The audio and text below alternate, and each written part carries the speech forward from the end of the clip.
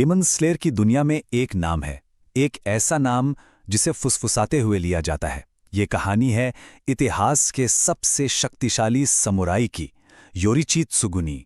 चलिए आज उनकी इस रहस्यमयी और दुख भरी कहानी में उतरते हैं। अब जरा सोचिए, ये शब्द कौन कह रहा है? कोई और नहीं बल्कि खुद विलन्स का विलन मुज़ान किबुत्सुजी। वो दानव जिससे सब डरते थे, वो खुद एक इंसान के खौफ में जी रहा था। है ना कमाल की बात? तो सवाल यही उठता है, आखिर ये योरिची त्सुगुनी था कौन? ऐसा क्या था उसमें कि दानवों का राजा भी उससे कांपता था? और सबसे बड़ा सवाल, इतनी ताकत होने के बावजूद उसकी जिंदगी इतनी दुख भरी क्यों रही? चलिए कहानी की शुरुआत करते हैं जापान के सेनगोकू पीरियड से। ये वो दौर था बड़ा ही उथल-पुथल वाला, और उस जमाने में जुड़वा बच्चों का पैदा होना बहुत बुरा माना जाता था, एक अपशगुन।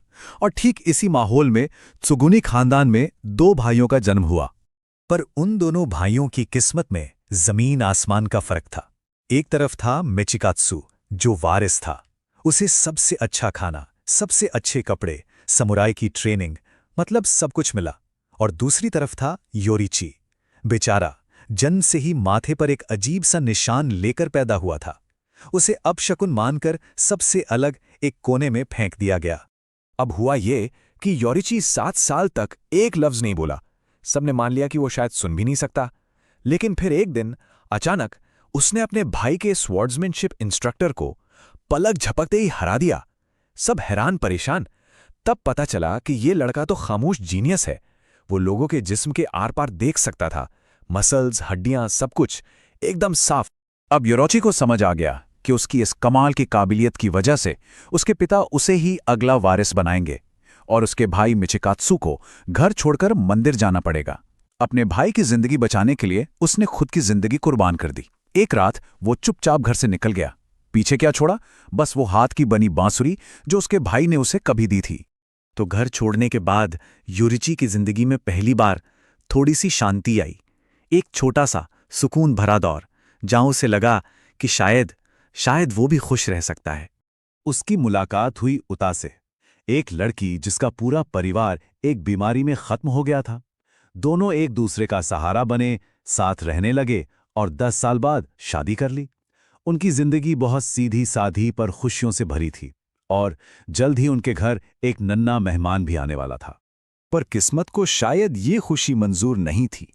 एक शाम योरिची पास के गांव में दाई को बुलाने गया, और जब वो लौटा तो जो मंजर उसने देखा, उसने उसकी रूह कंपा दी।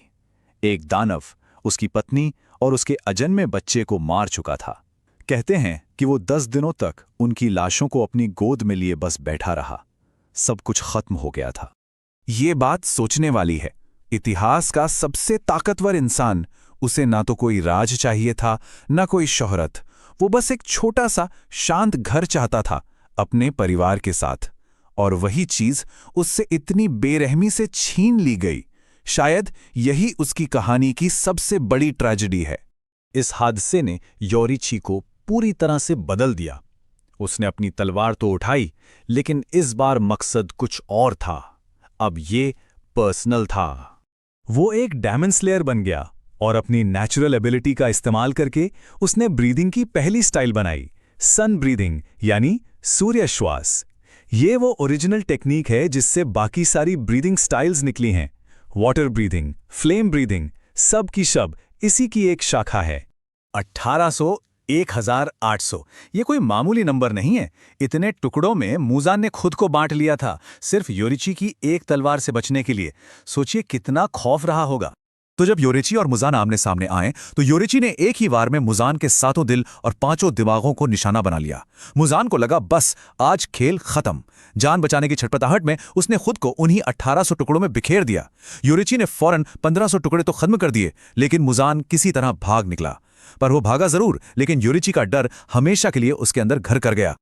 अब इतनी बड़ी जीत मुज़ान को लगभग खत्म ही कर दिया था। इसके बाद तो योरिची को हीरो माना जाना चाहिए था, है ना? पर यहीं से कहानी का सबसे दुखद मोड़ आता है। उसकी सबसे बड़ी ताकत ही उसके लिए सबसे बड़ा श्राप बन गई। डीमन स्लेयर कॉप्स ने उसे शाबाशी देने की जगह उस पर इल्जाम लगा दिए। पहला कि वो मुज़ान को पूरी तरह खत्म नहीं कर पाया, दूसरा उसने तमायो नाम की एक डेमन को जाने दिया, और सबसे बड़ा गुनाह कि उसका सगा भाई मिचिकात्सु खुद एक डेमन बन गया था। मतलब जिन लोगों को उसने सन ब्रीदिंग सिखाई, वही लोग उसकी ताकत से जलने लगे, डरने लगे, और नतीजा, योरुची को डीमन स्लेयर कॉर्प से ही निकाल दिया गया। वो एक बार फिर दुनिया में अकेला रह गया। पर अकेला होने के बावजूद योरिची की कहानी यहां खत्म नहीं हुई।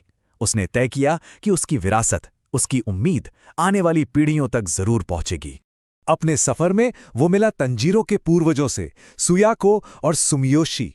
योरिची ने उन्हें अपनी 2 सबसे कीमती चीजें दी, एक तो उसके हानाफुदा इयररिंग्स और दूसरा सन ब्रीदिंग के सारे फॉर्म्स, जिन्हें उसने एक डांस, एक रस्म की तरह दिखाया। सुमियोशी ने वादा किया कि वो इस डांस को पीढ़ी दर पीढ़ी आगे बढ़ाएंगे। और फिर कई साल गुजर गए। योरिची अब 80 साल से ऊपर का बूढ़ा और अंधा हो चुका था, और तब उसका सामना हुआ अपने ही भाई से, जो अब कोकुशिबो बन चुका था, सबसे ताकतवर अपर मून डेमन। एक तरफ था बूढ़ा कमजोर भाई जिसके दिल में दया थी, दूसरी तरफ था जवान ताकतवर डेमन जिसके दिल में सिर्फ नफरत थी। और इसी एक पल में योरिची की असली ताकत दिखती है। बूढ़ा और अंधा होने के बाद भी उसका पहला ही वार इतना परफेक्ट था कि कोकुशिबो की गर्दन लगभग कट ही चुकी थी। कोकुशिबो डर के मारे अगले वार का इंतजार कर रहा था, पर वो वार कभी हुआ ही नहीं। क्यों? क्योंकि योरिची तलवार हाथ में लिए खड़े खड़े शांति से मर चुका था। उम्र से लड़ाई में उसे कोई नहीं हरा पाया। वो हमेशा अनडिफीटेड रहा। कोकुशिबो को यकीन नहीं हुआ। उसने गुस्से में अपने भाई के बेजान शरीर पर हमला किया, और तभी योरिची के कपड़ों से कुछ घिरा। वो वही हाथ की बनी हुई बांसुरी थी। वो बांसुरी उस रिश्ते की आखिरी निशानी थी जिसे कोकुशिबो ने ताकत के लिए कब का छोड़ दिया था, पर योरिची ने उसे आज तक संभाल कर रखा था।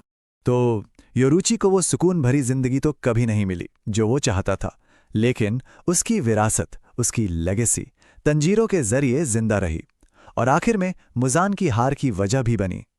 तो सवाल यही है, क्या एक ऐसी जिंदगी जो दुखों से भरी हो लेकिन आने वाली पीढ़ियों के लिए जीत का रास्ता बना जाए, क्या उसे सच में एक नाकाम जिंदगी कहा जा सकता है? ये सोचने वाली बात है।